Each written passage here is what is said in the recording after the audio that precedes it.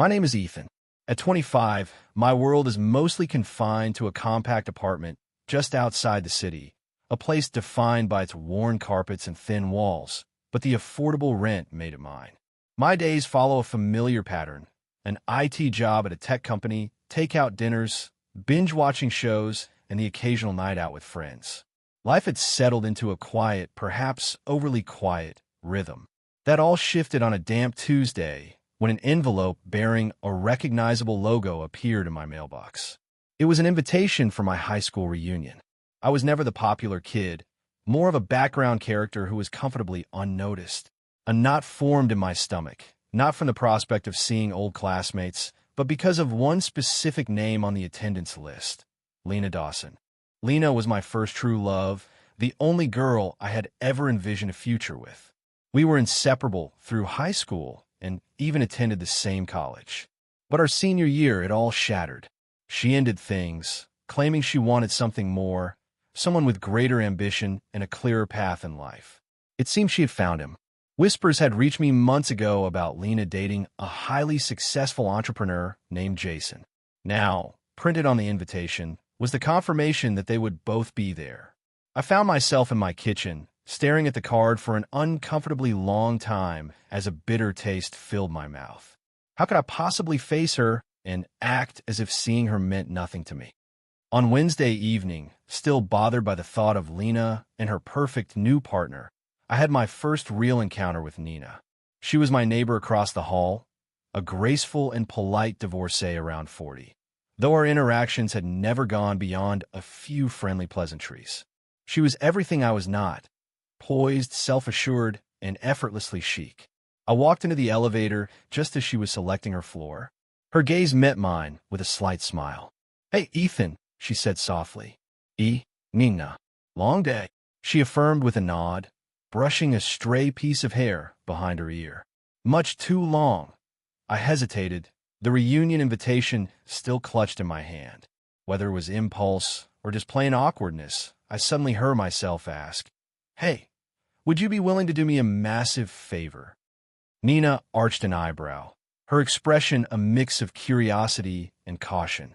"What sort of favor?" I gave a nervous laugh, unsure how to explain.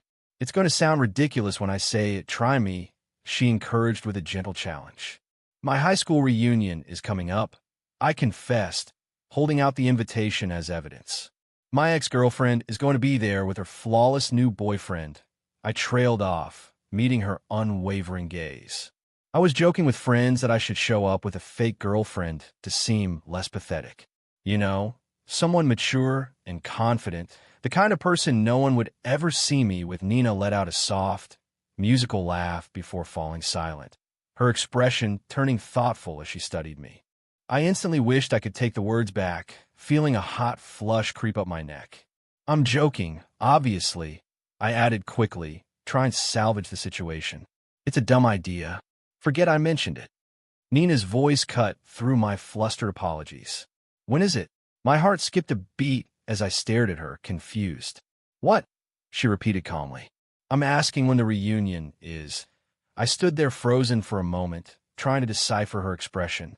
There was no mockery in her eyes, only sincerity and a touch of intrigue.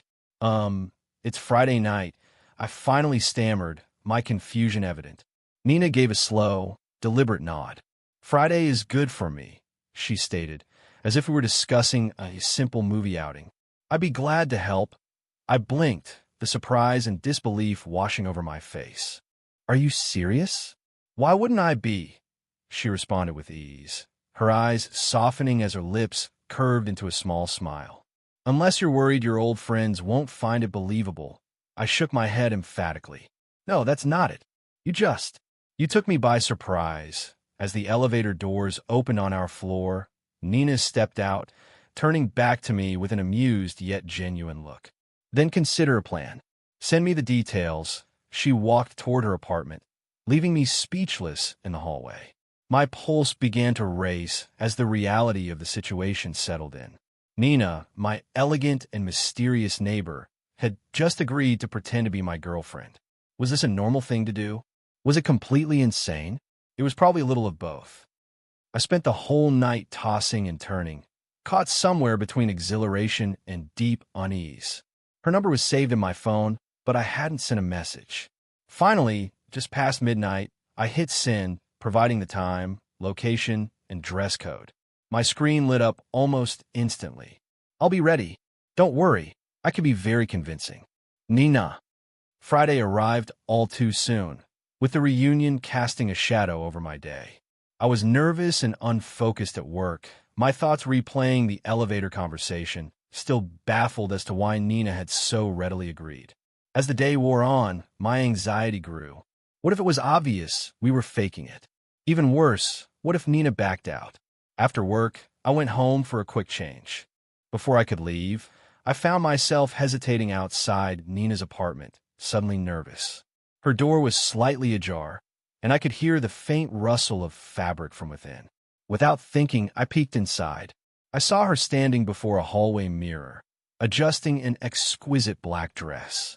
She looked absolutely breathtaking, beautiful, confident, the very picture of the woman I had long admired from a distance. My heart did a little flip as I watched her smooth the dress over her waist, her expression serene and focused. A tightness formed in my throat, my nervousness giving way to a profound sense of confusion. It felt like I was spying on a private moment, one I had no business seeing. I pulled back from the door, my heart hammering against my ribs. Leaning my head against the cool wall, I felt foolish and uncertain. A troubling question began to surface, insistent and unsettling. What exactly were we doing? It was meant to be a pretense, a single night, one favor. But as I stood there, unable to look away from her partially open door, I started to suspect that pretending might not be so simple. Waiting by the entrance of our building, I fidgeted with the sleeve of my jacket, feeling both overdressed and profoundly unsure of myself. The reunion was less than an hour away, yet my mind was trapped in a cycle of doubt. Was this actually happening? Had I truly asked my neighbor, a sophisticated woman 15 years my senior, to act as my girlfriend for an evening? Before I could convince myself to cancel the whole plan, Nina's door swung open, yanking me from my thoughts. I felt my breath catch. She stood there, poised and luminous in a sleek black dress that perfectly accentuated her figure. Her hair was styled gracefully around her shoulders, and a light touch of makeup highlighted her already captivating features. In that instant, she was more than my neighbor. She looked like a movie star, beautiful in every conceivable way. "Ethan." Her voice was soft, a hint of amusement in her eyes as she took in my stunned expression. "Is everything all right?" I swallowed, managing a quick shake of my head. "No, you look incredible." Truly. A warm smile spread across her face as she gently placed a hand on my arm, the simple contact sending a strange heat through me. "Thank you.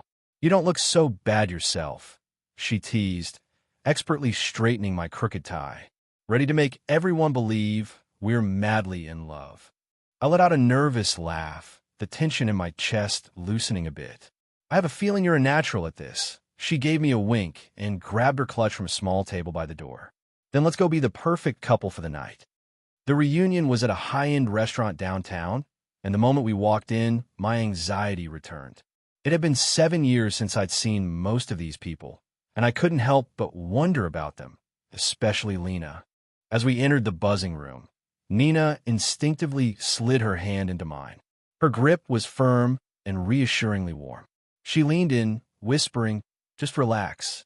I've got this." My nerves calmed slightly as old classmates began to approach, their faces a mixture of curiosity and astonishment. It was obvious that most of them hadn't expected me to be here, much less with someone as striking as Nina.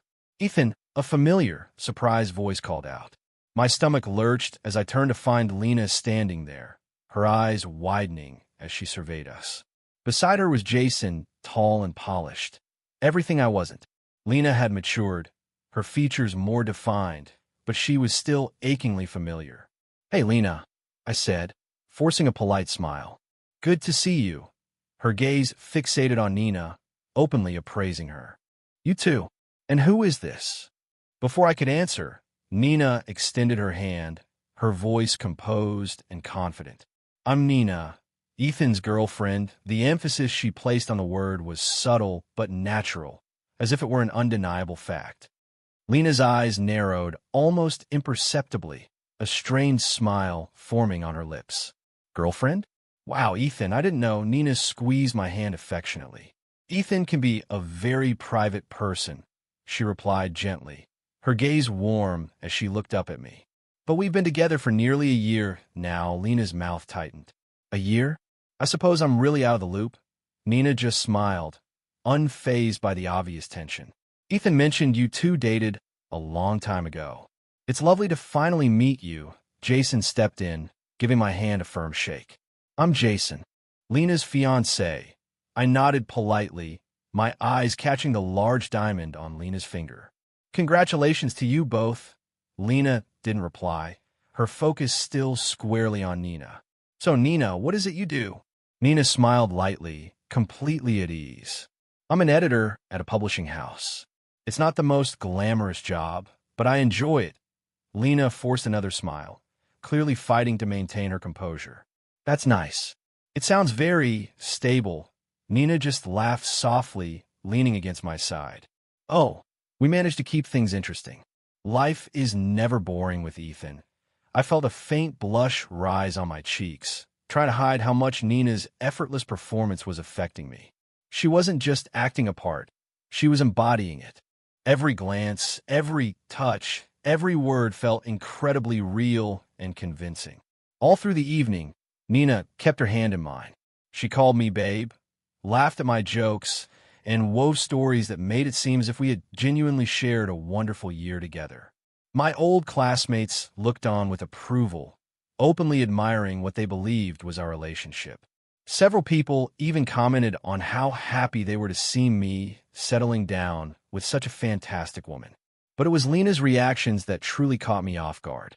I would catch her staring, her expression verging on resentful, whenever Nina would gently trace her fingers along my arm or lean in to whisper something that made me smile. Lena had been the one to leave me years ago, yet she was visibly disturbed by Nina's presence at my side. Later, as the night began to wind down, Lena pulled me aside. Her voice was strained. So, Ethan, Nina seems lovely.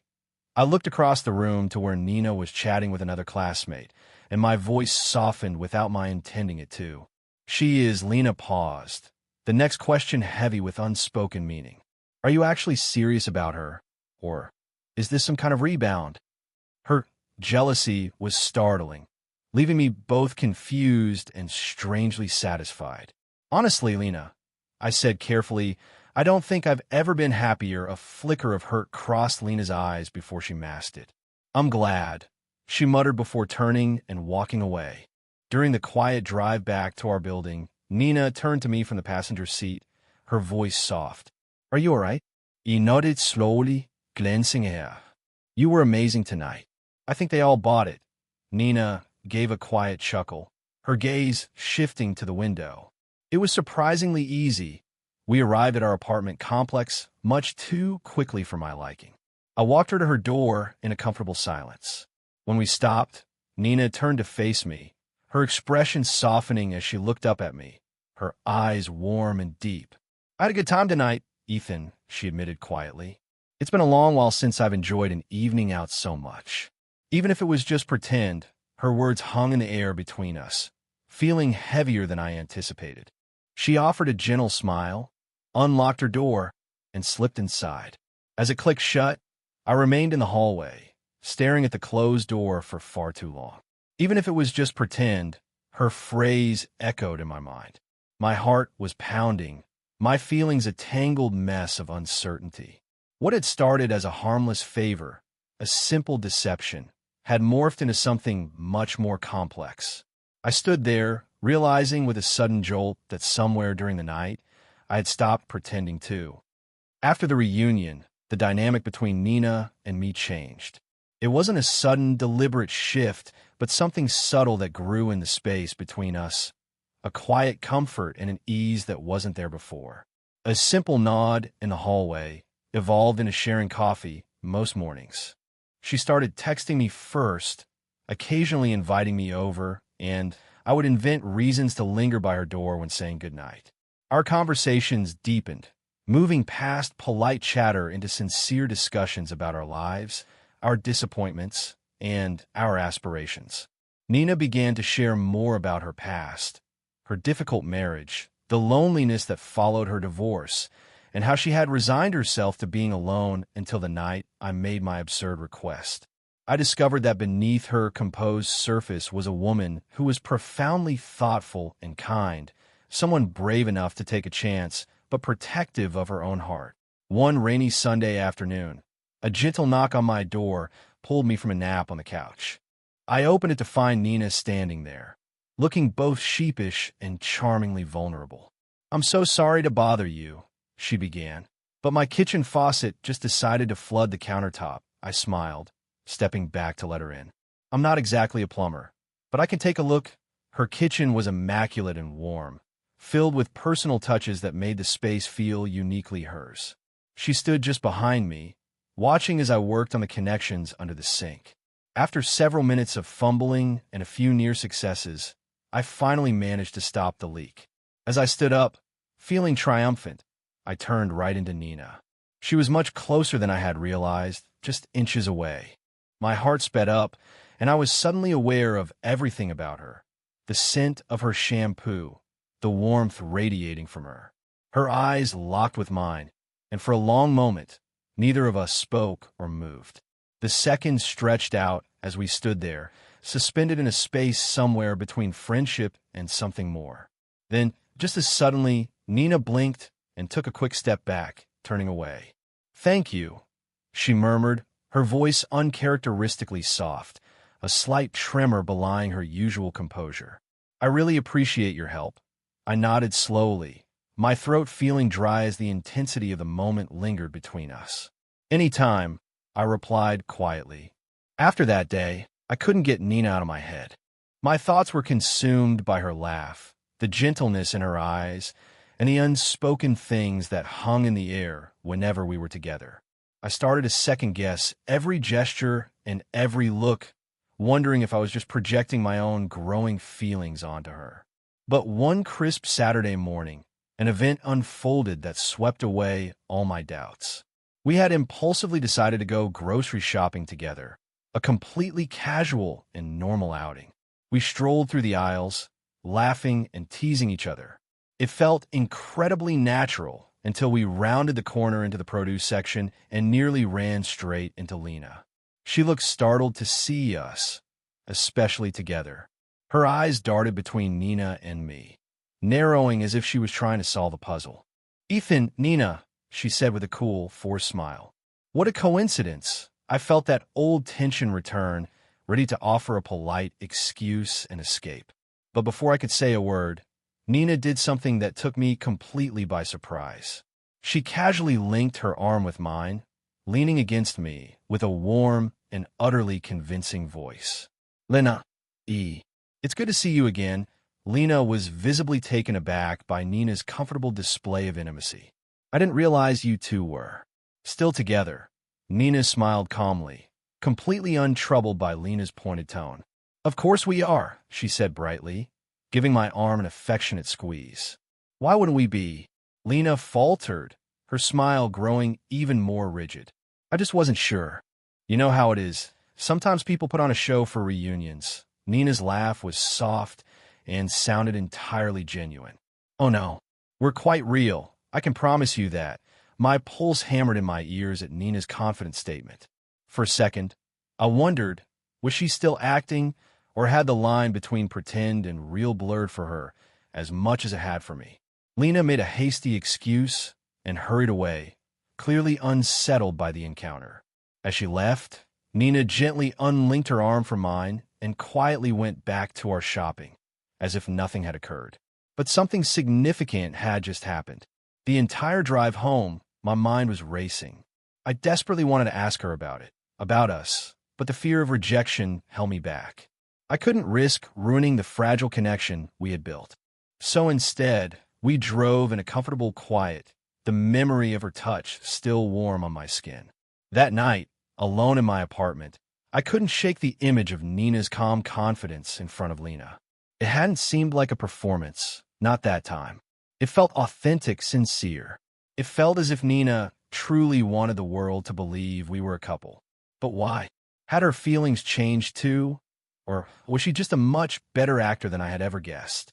Feeling restless, I found myself standing outside her door once more, my hand raised to knock, but frozen in place.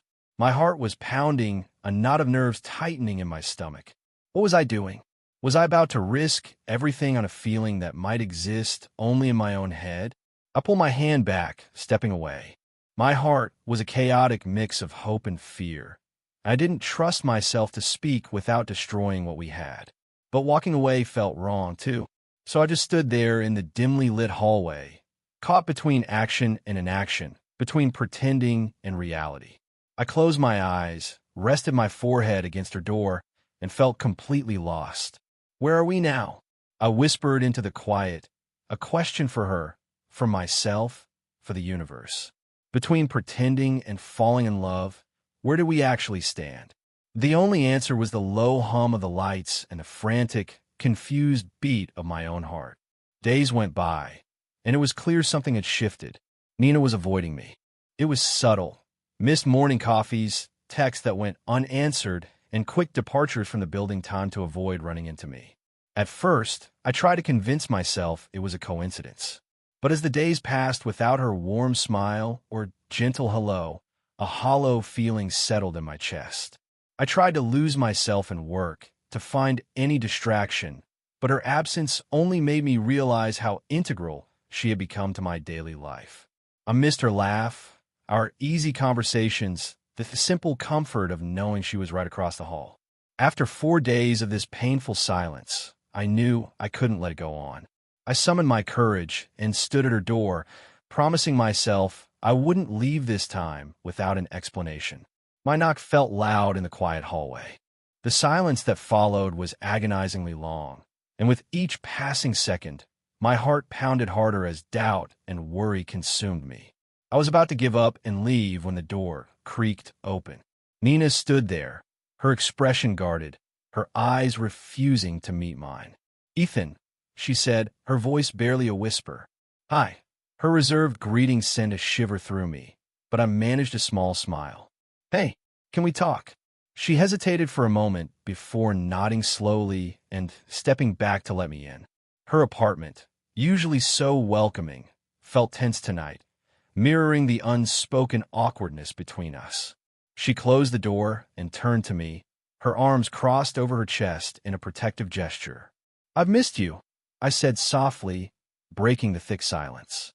"I've been worried." She let out a deep sigh, her gaze finally lifting to meet mine. Her eyes were filled with a raw vulnerability that caught me by surprise. "Ethan, I'm sorry. I just didn't know how to face you after."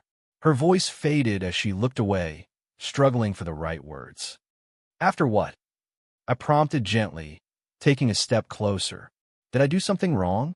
She shook her head quickly, her features tight with emotion. "No, it's not you. It's me, Ethan. It's always been me, confused." I watched as she took a steadying breath before continuing. "That night at the grocery store, when we saw Lena," she began, her voice trembling. "When I grabbed your arm, when I said those things, it wasn't pretend anymore. For me, it hasn't been pretend for a long time." She paused, her voice breaking. "But I'm terrified." My heart soared with a mix of hope and concern. "Nina, why are you scared? What is it?" She looked away, as if in shame. "I'm older than you, Ethan. I am divorced. We're neighbors. There are so many ways this could go wrong. If we make this real, if we let ourselves feel this, what happens if it doesn't work out? Could we ever go back to being just neighbors? Just friends?" Her voice cracked, her eyes shimmering with tears. My chest ached seeing her so vulnerable and unsure. Without thinking, I closed the space between us and took her hand in mine, needing her to feel the sincerity in my touch. "Nina, listen to me," I said, my voice steady. "I stopped pretending a long time ago. From the moment we started spending real time together, I've been drawn to you in ways I can't fully explain. Your age doesn't matter. Your past doesn't change a thing about how I feel. I'm not worried about the future or what anyone else thinks. The only thing I care about is you. All I want from you is honesty. No more pretending." Her eyes widened, my words visibly affecting her, but she still hesitated. "Are you sure about this, Ethan? About me?" I smiled softly, squeezing her hand. "I've never been more sure of anything. Just tell me it's real, Nina. Tell me I'm not in this alone." Silent tears streamed down her cheeks as she finally gave a small, shaky nod, a soft smile spreading across her lips. "From the very first moment you asked me to pretend," she confessed, her voice just above a whisper, "a part of me hoped it would become real." A wave of relief and joy washed over me. I reached up and gently wiped the tears from her face, cherishing the intimacy of the small gesture. "Then let's stop being afraid," I murmured. "Let's do this for real. Together." Nina let out a soft laugh through her tears, her body relaxing as she leaned into my touch. "Together," she echoed softly. From that moment on, our world changed. We moved past the boundaries we had created, carefully but eagerly. The weeks that followed were both surreal and beautifully normal, filled with shared laughter, quiet conversations that stretched late into the night, and a connection deeper than either of us had ever experienced. Soon, our separate apartments began to feel empty and cold whenever we were apart. We started talking about our future, about taking the next step. The decision, when it came, felt easy. One bright afternoon, surrounded by moving boxes, we stood holding hands, looking at the charming house we had just rented together. It was a new chapter for both of us. As we started to unpack, Nina paused and looked at me, her eyes softer and happier than I had ever seen them. "You know," she said quietly, her hand coming up to touch my cheek, "sometimes a little pretending can be a good thing, as long as you're honest about what's real in the end." I smiled, pulling her into a warm embrace, feeling a profound sense of peace. "We were only pretending until we weren't," I replied gently. "Now it's just you and me and the truth. That's all I ever really wanted." Nina sighed contentedly, resting her head on my chest, her ear against my heart. "Me too," she whispered. "Me too." We stood there in the quiet of our new home, wrapped in each other's arms, fully aware of the unconventional journey that had brought us here, but grateful for every strange and wonderful turn. Our story may have started with a playful deception, a simple act, but standing there with Nina in my arms, I knew with absolute certainty that our ending was beautifully and perfectly real.